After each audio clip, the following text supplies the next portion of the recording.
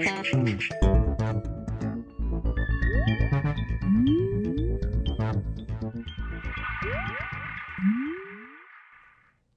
everyone and welcome to the Vortex, where lies and falsehoods are trapped and exposed. I'm Michael Voris.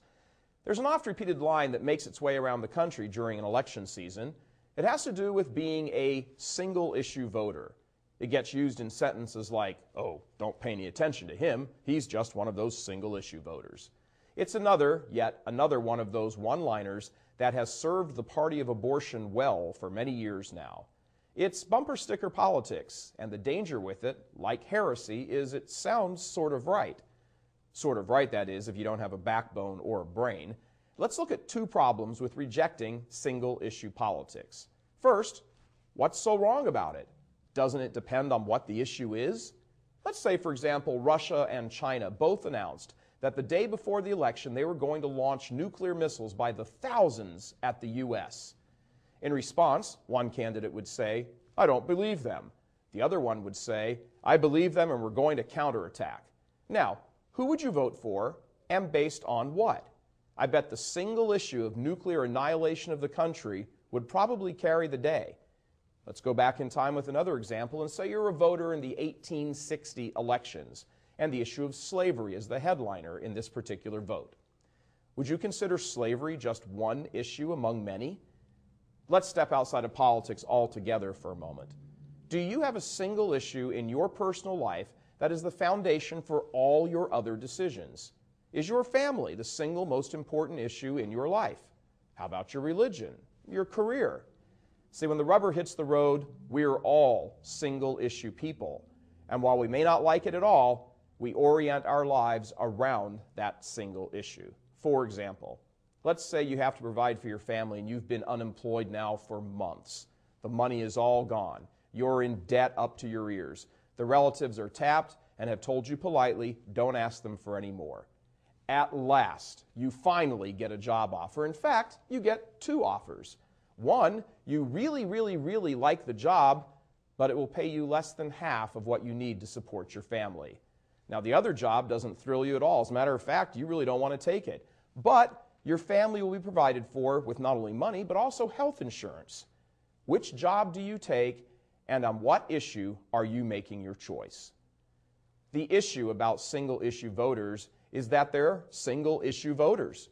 It's that the people making fun of them and deriding them for being single-issue voters don't agree that the issue is important, which leads to the next point.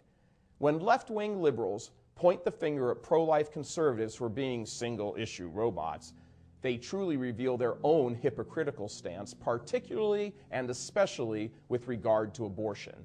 Because on the matter of abortion, the national leadership of the Democratic Party is also single issue. It's just that they embrace the other side of the issue. If you look at the votes of Democrats in Congress and the White House for the past, say, 15 years or so, the single issue label becomes glaringly apparent. For example, if you're an elected Democrat, you can disagree with your party on any other issue of the day, any issue whatsoever except abortion. Bill Clinton signed welfare reform against the wishes of other leading Democrats. Bill Clinton signed NAFTA against the wishes of other leading Democrats. Bill Clinton signed the Defense of Marriage Act against the wishes of other leading Democrats. Bill Clinton instituted the Don't Ask, Don't Tell policy at the Pentagon against the wishes of other leading Democrats. More recently, congressional Democrats fight like cat and dogs amongst themselves about offshore oil exploration, drilling in Anwar, how to reduce troop levels in Iraq. Should troop levels be reduced? When should it happen? They disagree mightily with each other over No Child Left Behind, Social Security, tax increases, tax reductions, Pentagon budgets, pork barrel spending, after-school spending, the Family Medical Leave Act. It never ends. And after each one of those battles ends, they pretty much close ranks and move on. But the single issue you may never step out of line on is the single issue of abortion. If you are a congressional or Senate Democrat and you ever vote with those crazy single-issue pro-lifers ever for any reason whatsoever, you can kiss off a seat on any important committee, any position of authority or power, and any type of influence whatsoever. And please don't bring up token boy, Pennsylvania Senator Bob Casey.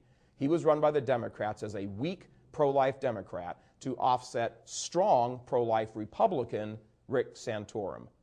Since Pennsylvania has been trending Democrat recently, Nancy Pelosi and pro-abortion Senator from New York, Charles Schumer, decided to hold their noses and support and promote a weak pro-life Democrat and urge voters to elect him. That sure seems like a single-issue strategy to me, and it worked in 2006.